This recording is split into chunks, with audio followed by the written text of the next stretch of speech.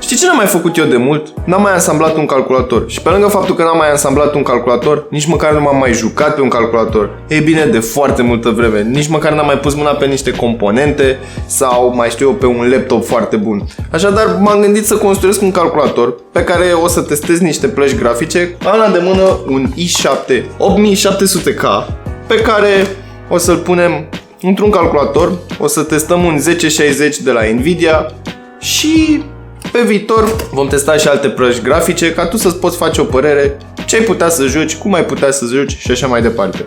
Hai să vedem ce componente avem, să ne apucăm să-l construim.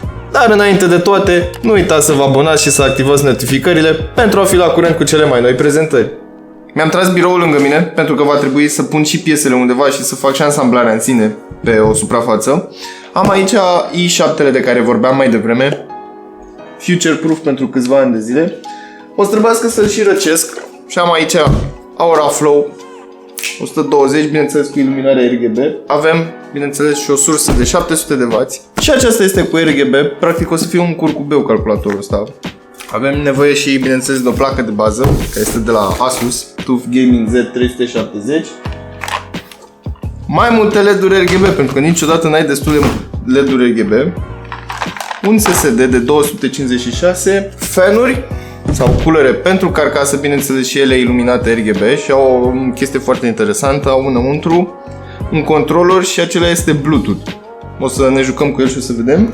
Și cel mai important, GTX 1060. Și în ultimul rând, trebuie să și punem undeva toate piesele astea și avem o carcasă, bineînțeles, cu sticlă temperată, din aluminiu, Versa C23TG cu iluminare RGB de la Thermaltake. Am desfăcut carcasa din cutie și haideți să vă prezint puțin carcasa. Bineînțeles, este o iluminată RGB. Panourile de deasupra și panoul din față este făcut dintr-un aluminiu ce are un finisaj de aluminiu periat.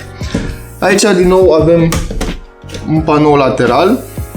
Pe partea opusă avem, ce îmi place mie cel mai mult, un panou de sticlă temperată. În spate, bineînțeles, grilele, accesul la porturi și gaura pentru sursă. Iar aici, în partea de sus, avem butonul de power, reset, butonul pentru control RGB, căști, microfon, 4 USB-uri, dintre care 2 sunt 3.0. Așadar, hai să nu mai zăbovim și să ne apucăm să construim calculatorul.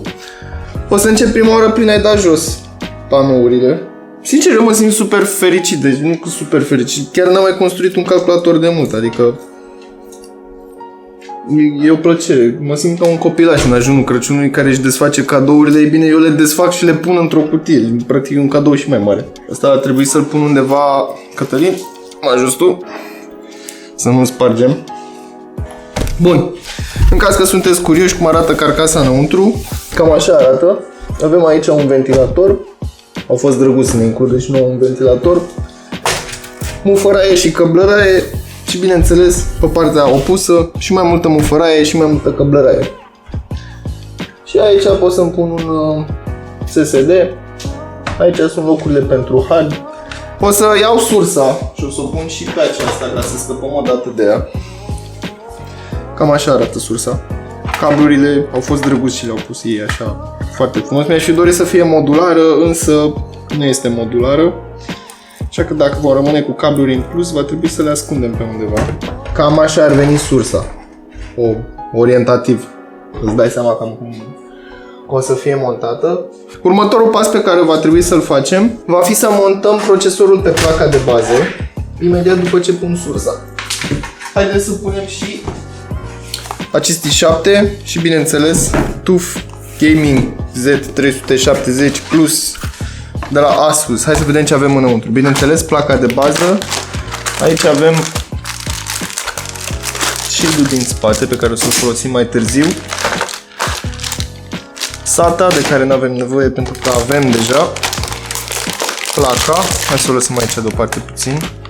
O să păstrez aici cutia ca să pun placa de bază pe ea. Deci placa asta de bază arată excelent. Arată așa foarte futuristă. Lăsăm asta deoparte puțin aici și să desfacem cutia de la procesor. Să nu scăpăm ceva. Manualul și procesorul i7 generația 8-a. În regulă, avem aici placa de bază, procesorul gata să fie montat. În primul rând o să trebuiască să dau folia aceasta de plastic jos, pentru că aici am un radiator care eventual se va încălzi puțin, iar plasticul ăsta nu o să-l ajute absolut deloc. Am montat procesorul pe placa de bază. Trebuie doar să ai grijă să păstrezi săgețica sau colțișorul unde îți indică socketul, ca să nu cumva să pui invers, să faci vreo prostioară sau orice altceva. Haideți să montăm placa de bază în carcasă. Pentru început, montăm scuturile pentru porturile plăcii, apoi o poziționăm și o fixăm cu șuruburi. Mai departe, am demontat ventilatorul stock din partea din spate a carcasei pentru a înlocui cu unul RGB. De asemenea, pentru a avea un airflow optim, partea din față a primit și ea două ventilatoare, desigur, tot RGB. Trecem către sistemul de răcire al procesorului, unde am optat pentru varianta Bob de mazăre în ceea ce privește aplicarea pastei termoconductoare. Procesul a decurs rapid și fără probleme. SSD-ul a fost ușor de montat datorită sistemului toolless. Pe scurt, suportul de plastic are niște piciorușe care intră în găurile pentru șuruburile de fixare. Aici am o plăcuță RAM HyperX Fury de 8 GB. Aceasta s-a montat cel mai ușor. Pe viitor vom avea și un upgrade, dar momentan ne descurcăm. În final, am folosit o bandă de LED-uri RGB pe care am ascuns-o la baza carcasei, în spatele panoului de sticlă. Pentru a monta placa video, a trebuit să deșurubez două dintre grilele din spate, deoarece este dual slot și are mulți conectori. Procesul a fost simplu și rapid și într-o clipită s-a montat și placa video. Bun, gata, am terminat în sfârșit de ansamblat acest PC. Ei bine, pentru prima oară după foarte mulți ani de zile, mie îmi place cum a ieșit.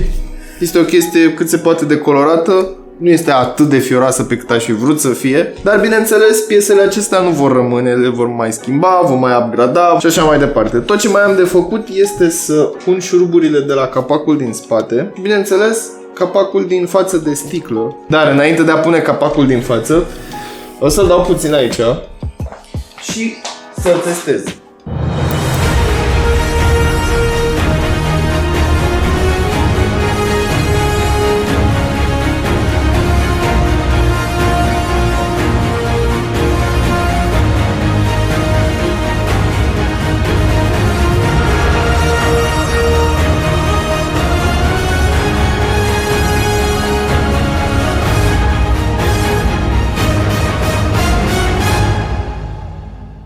Bineînțeles, nu sunt sincronizate, dar mă voi ocupa de asta mai târziu, deoarece am aici un modul, un controller de fapt, care și acesta este RGB iluminat, nu știu dacă se vede, dacă îl dau așa.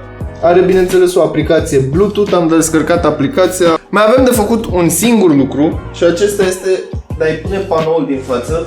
Bineînțeles, ultimul lucru pe care trebuie să-l pun aici. Deci cam așa arată calculatorul. Arată foarte furios din punctul meu de vedere.